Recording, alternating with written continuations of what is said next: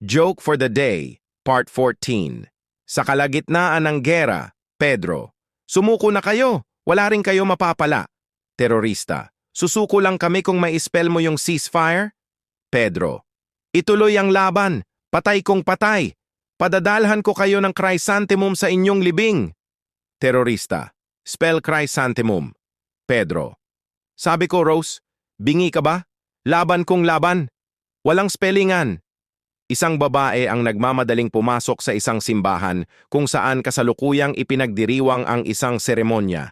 Babae. Itigil ang kasal! Sumagot ang pari. Sabihin mo ng mas malakas para marinig ka ng sinuman. Babae. Sabi ko itigil mo na ang kasal. Pari. Hindi ito kasal. Ito ay seremonya ng pagbibinyag. Pa-follow naman idol para sa mga iba pang funny jokes mo.